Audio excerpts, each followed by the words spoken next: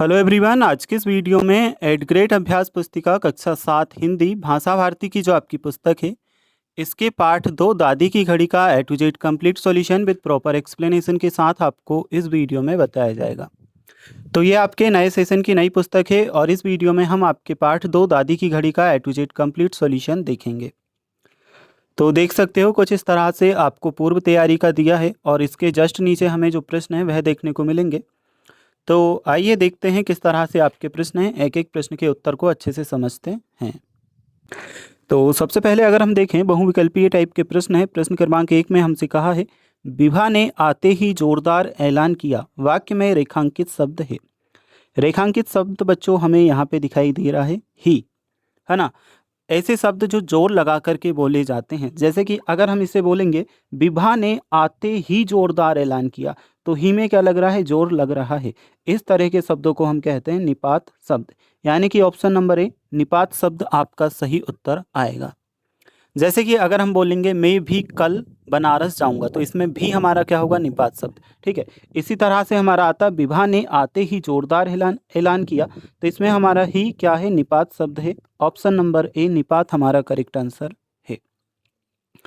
तो बहुविकल्पीय के पहले नंबर के प्रश्न में आप ऑप्शन नंबर ए निपात शब्द आप क्या करोगे, ही जो है हमारा क्या है, निपात शब्द है। नेक्स्ट है हमारे पास सेकंड नंबर का प्रश्न, तकियाराम सुबह 4 बजे जगा देना, जगाने की ये तरकीब दीपू को किसने बताई। सेकंड नंबर का बच्चों आपका प्रश्न है। प्रश्न में हमसे कहा है तकियाराम सुबह 4 बजे जगा देना, जगाने की ये तरकीब दीपू को किसने बताई थी। अगर आपने पूरी स्टोरी रीड की होगी तो दीपू की जो दादी जी थी उन्होंने ये तरकीब उन्हें दीपू को बताई थी, इसलिए इसमें आपका ऑप्शन नंबर डी जो दादी हैं, ऑप्शन नंबर डी दादी ने, ये आपका करेक्ट आंसर आएगा। तो चलो ये जो आपका प्रश्न है कंप्लीट हो चुका है। इसके बाद हम देखते हैं क्वेश्चन नंबर 3, प्रश्न क्रमांक 3। पिकनिक का अर्थ है, पहला है मृत्यु भोज, दूसरा है मैत्री भोज, तीसरा है प्रीति भोज, ऑप्शन डी है उद्यान भोज। पिकनिक का अर्थ होता है घूमना फिरना, कहीं पे जाना। ठीक है, यहाँ पे पिकनिक का जो अर्थ है हमें क्या करना है, उद्यान भोज। ऑप्शन नंबर डी उद्यान भोज सही आंसर करना है। ठीक है, तो प्रश्न क्रमांक 3 का ऑप्शन नंबर डी उद्यान भोज आपको करेक्ट आंसर कर लेना है। अब हम देखते हैं चौथे नंबर का प्रश्न, आप रात तक आ जाना वाक्य में निपात शब्द है। देखिए जो शब्द जो लगा करके बोला जाए, आप रात तक आ जाना, तो यहाँ पे हमारा कौन सा शब्द निपात होगा, तक, यानी कि ऑप्शन नंबर बी तक आपका क्या है, सही उत्तर है। चलिए इसके बाद हम देखते हैं 5वें नंबर का प्रश्न, ताज्जुब शब्द का हिंदी पर्याय है। पहला ऑप्शन है तालाब, ऑप्शन बी है ताला, ऑप्शन सी है जवान, ऑप्शन डी है आश्चर्य। तो 5वें नंबर के प्रश्न में हमारा ऑप्शन नंबर डी आश्चर्य क्या है, सही उत्तर है।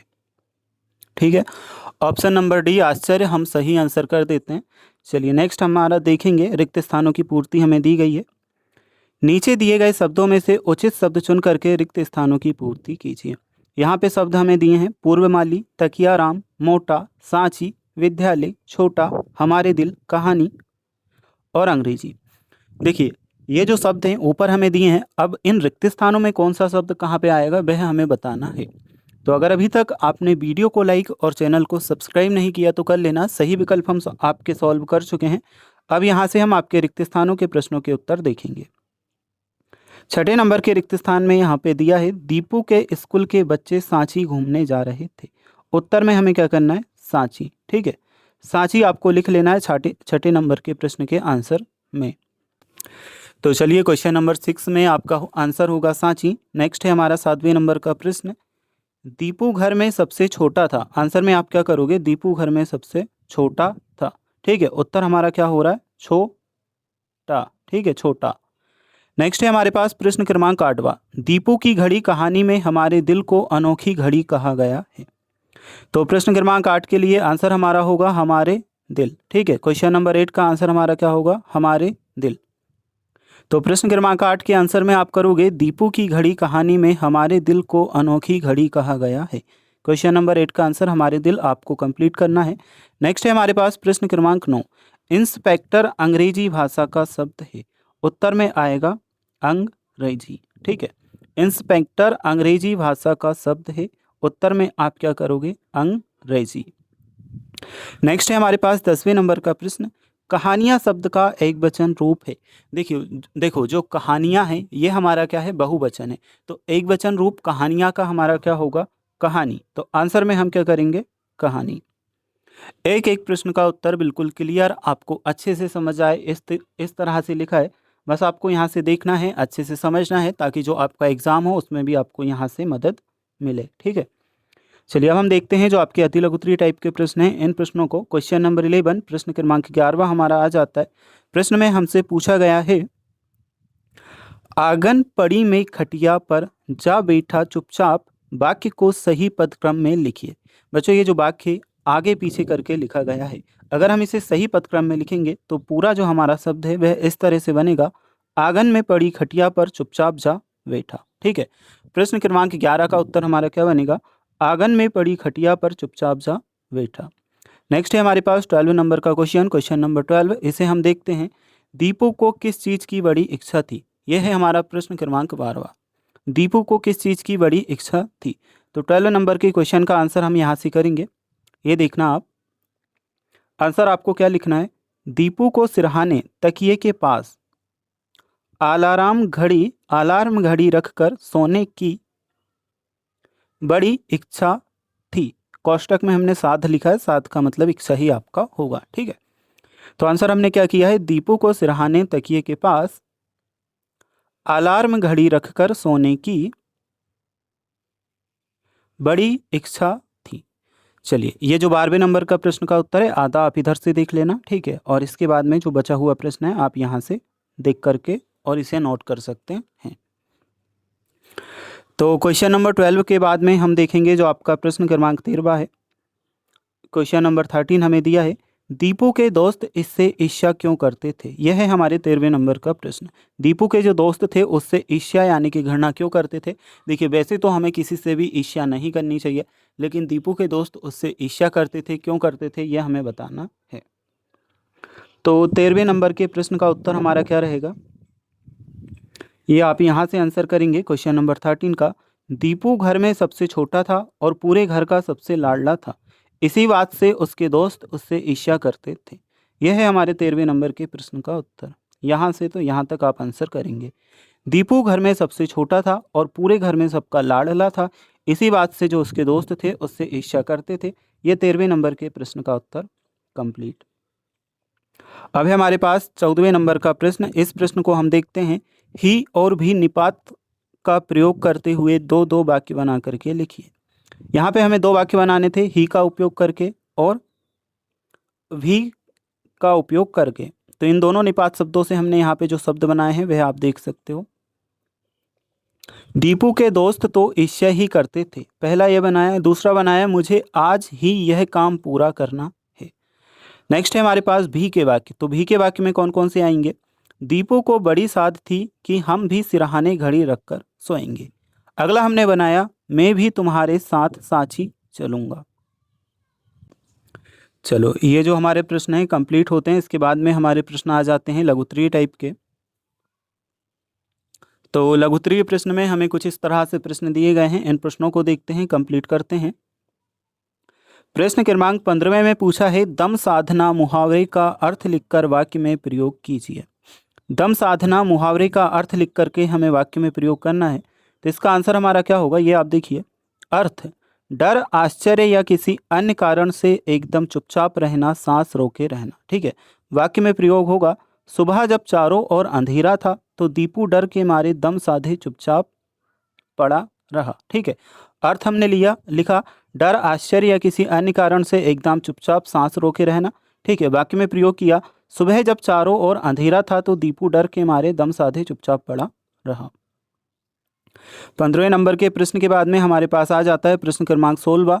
16वें नंबर के प्रश्न में हमसे पूछा गया है, ये आप देखो 16वें नंबर का। तो इस प्रश्न में हमसे पूछा है, घड़ी कैसे टूट गई थी। 16वें नंबर के प्रश्न के आंसर में हम करेंगे, दीपू ने अलार्म घड़ी को रात में सिरहाने रखा था। दीपू ने अलार्म घड़ी को रात में सिरहाने रखा था। सोते समय नींद में दीपू ने घड़ी में एक जोरदार किक यानी कि लात मार दी, जिससे वह नीचे गिरकर टूट गई। यह है आपके 16वें नंबर के प्रश्न का आंसर। नेक्स्ट हम देखते हैं 16वें नंबर के प्रश्न के बाद हमारा आ जाता है प्रश्न क्रमांक 17। इस प्रश्न को देखेंगे। दीपू को सुबह जल्दी उठाने से दीदी और मम्मी ने मना क्यों किया? तो दीपू को सुबह जल्दी उठाने से जो उसकी दीदी थी और उसकी जो माताश्री थी यानी कि माताजी थी, उन्होंने मना क्यों किया? अब हम देखते हैं 17वें नंबर के प्रश्न का उत्तर, यहाँ से आप देखना। तो ये रहेगा आपका आंसर।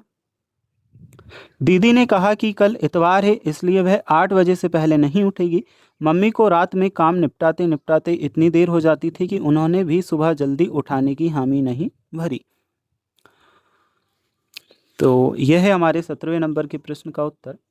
ठीक है, सिंपल सी बात है। जो उसकी दीदी थी, रविवार संडे का दिन था तो उन्हें देर तक सोना था, तो उन्होंने बोला कि मैं तो 8 बजे तक सोऊंगी और इससे पहले नहीं उठ सकती। और जो माताजी थी उन्हें क्या रात में काम करते करते, मतलब जो घर के काम होते उन्हें पूरा करते करते क्या बहुत देर हो जाती थी, तो उन्होंने भी क्या सुबह जल्दी उठाने की हामी नहीं भरी। चलिए, अब हमारे पास दीर्घ उत्तरीय टाइप के प्रश्न आ जाते हैं। इन प्रश्नों को हम देखेंगे। प्रश्न क्रमांक 18वां हमारा है, यदि आपको किसी दर्शनीय स्थल पर ट्रिप पर जाना हो तो आप क्या क्या तैयारियां करेंगे? देखिए, कहीं भी घूमने फिरने आपको जाना हो, दर्शनीय स्थल, तो आप कौन कौन सी तैयारियां करेंगे, क्या क्या सामान रखेंगे, यह सब चीज़ें हमें बतानी है। 18वें नंबर के प्रश्न के उत्तर में हमने क्या लिखा है, आप यहाँ से देख सकते हैं। यदि हमें किसी दर्शनीय स्थल पर ट्रिप पर जाना हो तो हम सबसे पहले अपना ज़रूरी सामान जैसे कि कपड़े, पानी और खाने का सामान बैग में रखेंगे। इसके अलावा सुबह के समय पर उठने के लिए अलार्म लगाएंगे ताकि बस या ट्रेन ना छूट जाए। ठीक है, वैसे तो देखो, अगर हमें किसी ज़रूरी काम के लिए उठना होता है तो ऑटोमेटिक अगर हम सोच के सोएंगे तो नींद खुल जाती है। लेकिन यहाँ पे हमने आंसर लिखा है कि किसी दर्शनीय स्थल पर ट्रिप पर जाना हो तो सबसे पहले अपना ज़रूरी सामान जैसे कपड़े, पानी और खाने का सामान बैग में रखेंगे। इसके अलावा सुबह समय पर उठने के लिए अलार्म लगाएंगे ताकि बस या ट्रेन ना छूट जाए। अभी हमारे पास 9वें नंबर के प्रश्न। इस प्रश्न को हम समझते हैं। अगर तकिया दीपू को नहीं जगाता तो क्या होता? तो प्रश्न क्रमांक 19 के उत्तर को हम लिखते हैं। यह है आपका 19वें नंबर के प्रश्न।